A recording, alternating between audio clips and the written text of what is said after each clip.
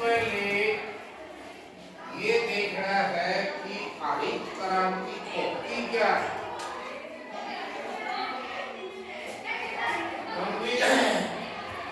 1960 में भारत में खाद्यान्न का संगठन हो गया।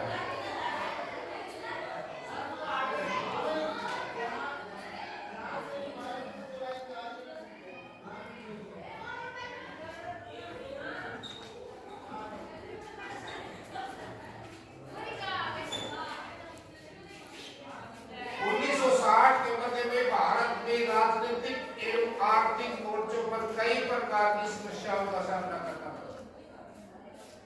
1960 में भारत में राजनीतिक एवं आर्थिक मोर्चों पर कई प्रकार की समस्याओं का सामना करना पड़ा। राजनीतिक मोर्चे पर पाकिस्तान से युद्ध की बात पैदा हुई स्थिति, राजनीतिक बदलाव तथा आर्थिक मोर्चों पर पड़ने वाला भयंकर अकाल,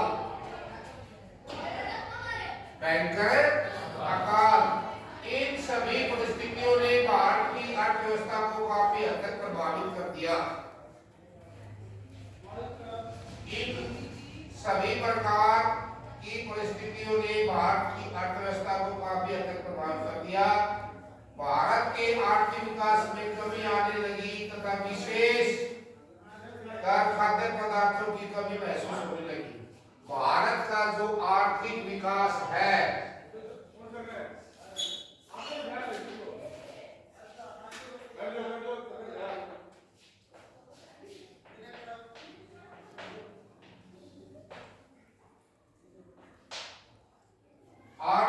भी प्रभावित हो गया। आर्थिक विकास भी प्रभावित हो गया और आर्थिक विकास प्रभावित हो गया तो हर चीज जो भी कोई हम योजना बनाते हैं, उसको लागू करते हैं, उसको क्रियान्वित करते हैं, तो सब में हमें पैसे की आवश्यकता होती है।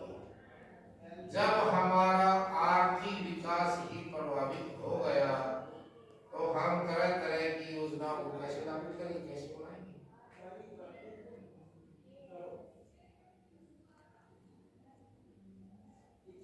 भारत के आर्थिक विकास में कमी आने लगी था, विशेषकर खाद्य पदार्थों की कमी भी महसूस होने लगी, जिससे भारतीय नेतृत्व को चिंता हो गई। भैया भारत देश में तो खाद्य पदार्थों की भी कमी होगी और आर्थिक क्षेत्र में भी हम पिछड़ गए। आर्थिक क्षेत्र में भी हम पिछड़ गए। इस प्रकार इन परिस्थितियों से किस प्रकार बाहर निकला जाए। अतः भारतीय नीति निर्धारकों ने कृषि उत्पादन में तेजी से वृद्धि करने का निर्णय लिया। जो भारत में नीति के निर्धारक थे उन्होंने ये सोचा अब भाई ये जो समस्या है, खाद्यान्न की समस्या है, इससे किस प्रकार निपटा जाए। तो हमें पैदावार की ज्यादा बढ़ानी पड़ेगी और पैदावार ज्यादा कैसे बढ़ेगी, पैदावार ज्यादा कैसे बढ़ेगी। तो पैदावार ज्यादा इसलिए बढ़ेगी कि नए नए संसाधनों और आधुनिक बीजों द्वारा नए नए साधनों, नए नए संसाधनों एवं उपकरणों तथा आधुनिक बीजों द्वारा कृषि के क्षेत्र में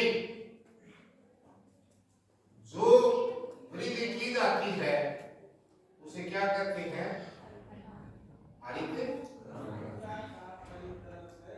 वही आधुनिक संसाधनों, उपकरणों एवं नवीनतम बीजों के द्वारा जो कृषि के क्षेत्र में बढ़ोतरी की जाती है उसे हम हरित क्रांति कहते हैं। हरित क्रांति की शुरुआत 1960 के दशक में हुई थी। हरित क्रांति का मुख्य उद्देश्य देश में पैदावार को बढ़ाकर भारत को खाद्यान्न के क्षेत्र में आत्मनिर्भर बनाना था। हरित क्रांति की मुख्य विशेषताएं और हरित क्रांति की मुख्य विशेषताओं का वर्णन किया गया है कि हरित क्रांति की मुख्य विशेषताएं क्या क्या है। नंबर 1 है कृषि का निरंतर विस्तार करना।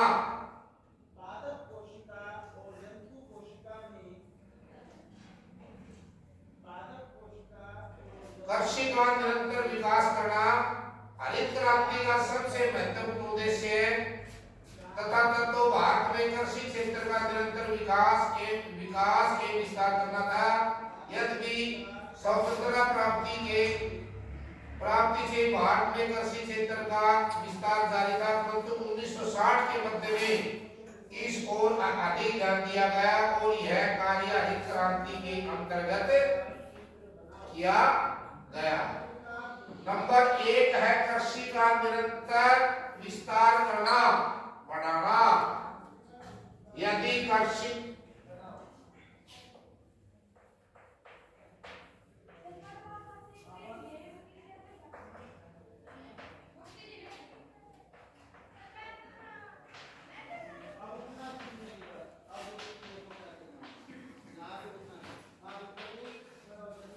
निरंतर विकास करना, हमने जो प्रश्न लिख रहे हैं एग्जाम में भी लिख रहे हैं उनको हेडिंग भी आपको ये बता देता कि हमने आगे इसके लिखना की है। अब ये आ गया कि कृषि का निरंतर विस्तार। हरित क्रांति का सबसे महत्वपूर्ण उद्देश्य या तत्व भारत में कृषि क्षेत्र का निरंतर विस्तार एवं विकास करना है।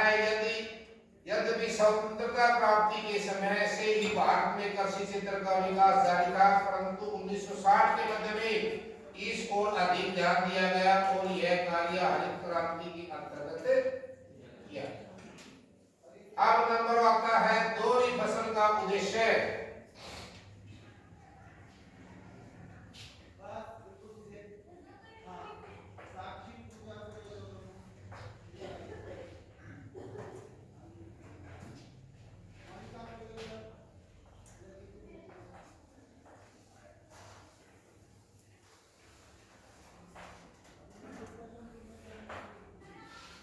ये अक्षर है,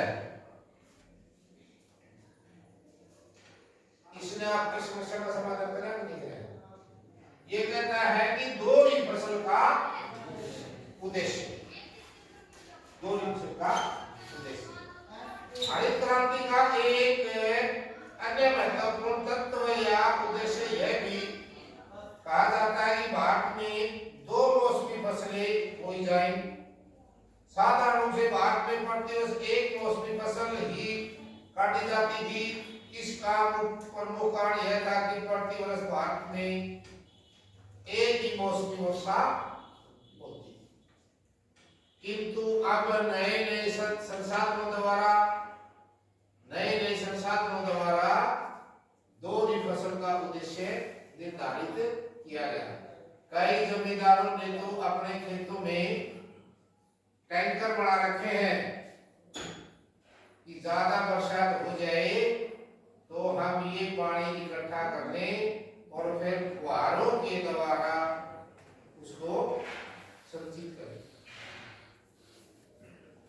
नदियों के पानी के द्वारा दूसरी फसल, ट्यूबवेलों द्वारा, और जो ये अपनी बरसात होती है इसके पानी के टैंक बना लिए जाते हैं, पानी के टैंक। और उन पानी के टैंकों में वर्षा का पानी इकट्ठा कर लिया जाता है तथा उसके बाद उस पानी को कृषि के उपयोग में लाया जाता है।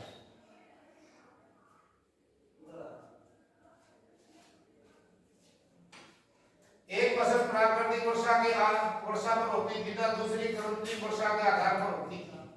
कृत्रिम का मतलब ये है कि जो वर्षा का पानी हमने इकट्ठा कर लिया या हमने ट्यूबवेलों द्वारा सिंचाई कर दी, उसके द्वारा हमने जो फसल प्राप्त करी, उसे हम दोहरी फसल कहने लग गए। क्यों? एक तो होगी प्राकृतिक वर्षा पर आधारित है और दूसरा वर्षा का पानी हमने इकट्ठा कर लिया और उस पानी को हमने फसल के प्रयोग में लाया और जो हमारा ये दूसरे संसाधन है ट्यूबवेलों द्वारा, नदियों के पानी द्वारा जो फसल उगाई।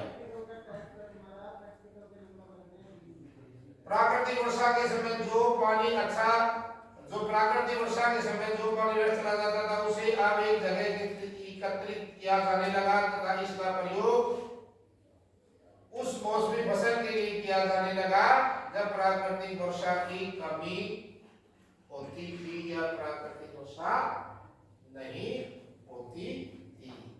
आज भी जो समझदार आदमी है, उन्होंने अपने घरों में भी पानी के टैंकर और अब आप राजस्थान में चले जाएं तो हर घर में एक कुंड होता है, हर घर में। उसका कई बार जैसे आधा एकड़ या 1 एकड़ में तो बीच में उसकी खुदाई कर दी जाती है और उसकी जितनी भी स्पेस होती है उसको पक्का कर दिया जाता है। बिल्कुल वर्षा के दिनों में उसको साफ कर दिया जाता है। वर्षा के दिनों में इसको बिल्कुल साफ कर दिया जाता है और वो वर्षा का पानी उस कुंड में इकट्ठा होता है, और उस पानी को सारा साल वो यूज करते हैं, प्रयोग में लाते हैं। बहुत अच्छा होता है, बहुत ही अच्छा होता है। तरह तरह के मिनरल होते हैं इसमें। जब हम ये लगाते हैं ना अपना ये जो के नाम इसका बैटरी में पानी डालेगा, हाँ, तो कई बार हम जो केमिकल मिले वाला पानी लेके आते हैं तो वो कहता है कि सबसे पहले तो आप इसमें बरसात का पानी डालें, बरसात का पानी अच्छे से बर्तन में इकट्ठा कर लें और आप उसमें बरसात का पानी डालें, ठीक है ना। बहुत बढ़िया मिनरल होते हैं। अब आता है अच्छे बीजों का प्रयोग नंबर 3।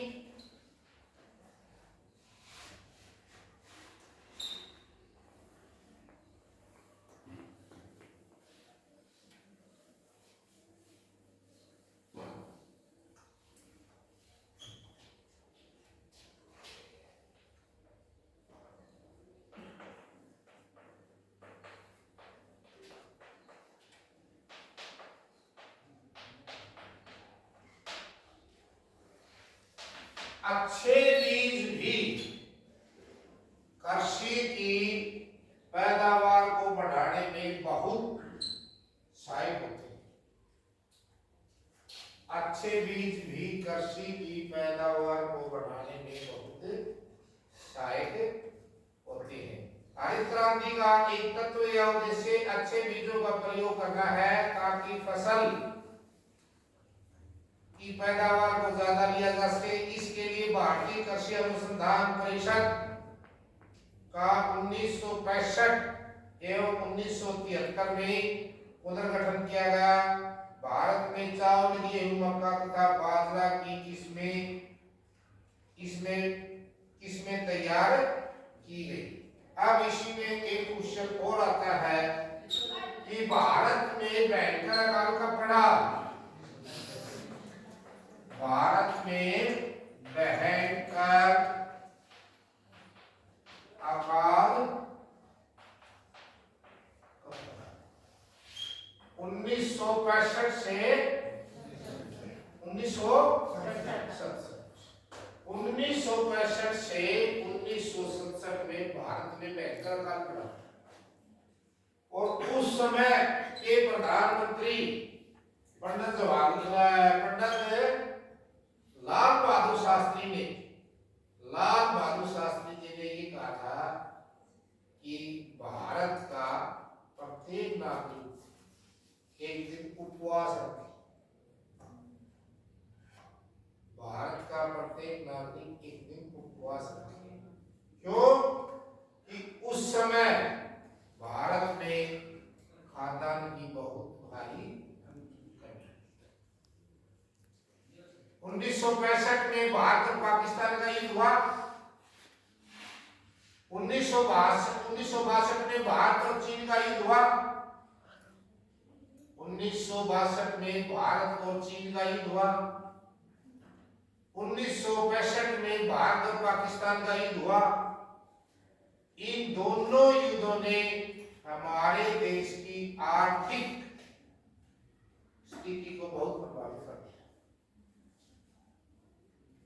आर्थिक स्थिति को बहुत प्रभावित कर दिया, क्योंकि जब एक देश का दूसरे देश के साथ युद्ध होता है तो बहुत ज्यादा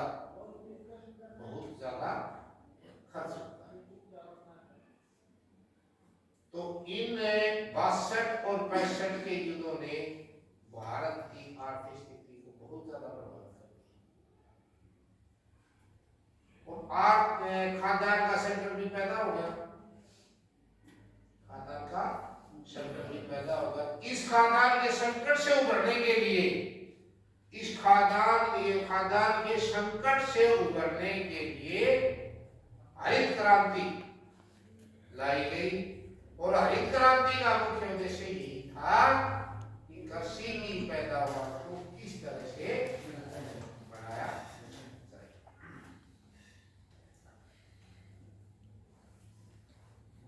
नंबर 4 है भारत में कृषि तथा मशीनीकरण भी किया गया। इसके अंतर्गत किसानों को कृषि यंत्र खरीदने के लिए कृषि ऋण का प्रावधान किया गया। भाई किसानों को कृषि के जो उपकरण खरीदोगे उसके ऊपर जो आपको पैसा दिया जाएगा उसके ऊपर बहुत कम या ब्याज रहित राशि दी जाएगी। नंबर 5 हरित क्रांति के अंतर्गत कृषि क्षेत्रों में सिंचाई की व्यवस्था का प्रबंध एवं विस्तार किया गया। इसमें सिंचाई व्यवस्था का प्रबंध एवं विस्तार कैसे किया गया? भाई तुम सरकार से पैसा ले लो, ट्यूबवेल लगा लो और एक जगह से दूसरी जगह पानी को पहुंचाओ।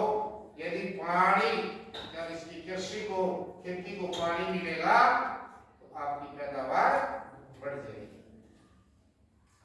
नंबर अगला है हरित क्रांति के अंतर्गत खेतों में कीटनाशक दवाओं एवं रासायनिक खादों का प्रयोग किया जाने लगा।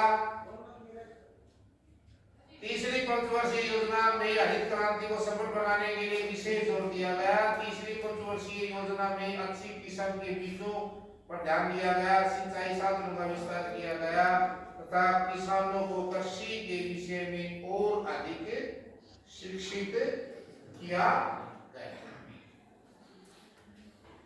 अब आता है हरित क्रांति की सफलताएं।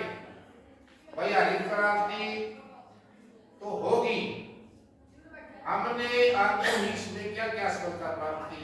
तो नंबर आता है उत्पादन में रिकॉर्ड वृद्धि। हरित क्रांति के द्वारा जो हमें उत्पादन हुआ है, जो हमें उत्पादन मिला है, उसमें रिकॉर्ड वृद्धि हुई। नंबर 1 है उत्पादन में रिकॉर्ड वृद्धि।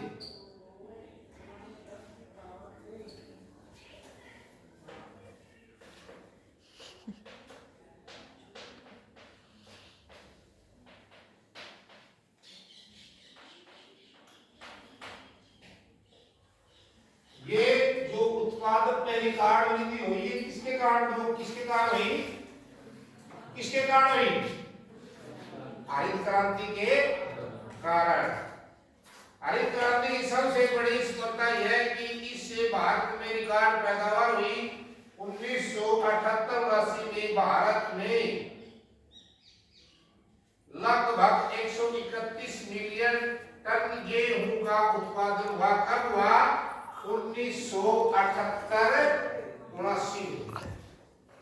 1978-1979 में भारत में 131 मिलियन टन गेहूं का उत्पादन हुआ। ये किसके कारण हुआ? हरित क्रांति के कारण। क्योंकि हरित क्रांति के से हमने नए नए संसाधन, उपकरण और आधुनिक बीजों को अपना लिया और दो ही फसल के उद्देश्यों को अपना लिया, जिसके कारण हमारी जो पैदावार थी उसमें बढ़ोतरी हुई।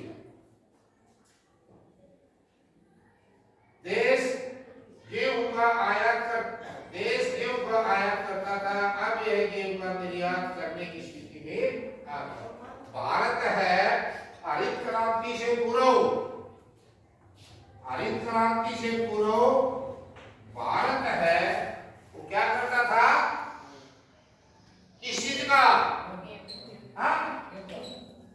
नहीं, हरित क्रांति से पूर्व भारत क्या करता था? हरित क्रांति से पूर्व भारत गेहूं का आयात करता था। हरित क्रांति से पूर्व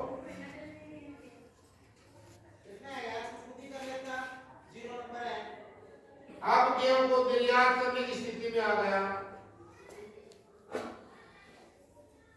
पहले हम आयात करते थे गेहूं को, दूसरे देशों से मंगाते थे, क्योंकि हमारे देश में खाद्यान्न का संकट था।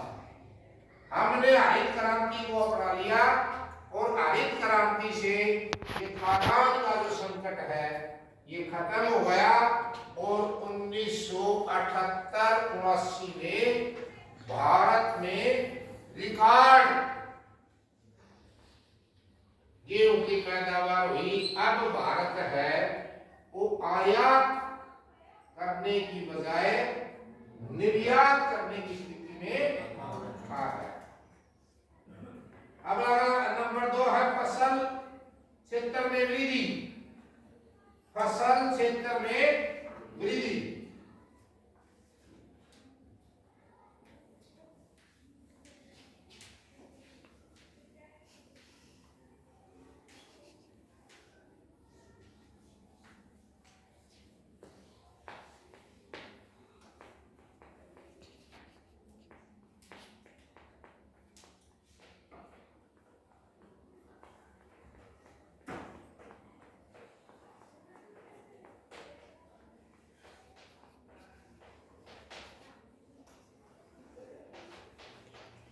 फसल क्षेत्र में वृद्धि।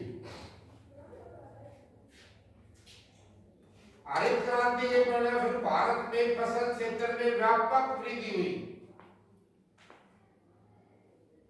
फसल क्षेत्र में व्यापक वृद्धि हुई। क्यों हुई?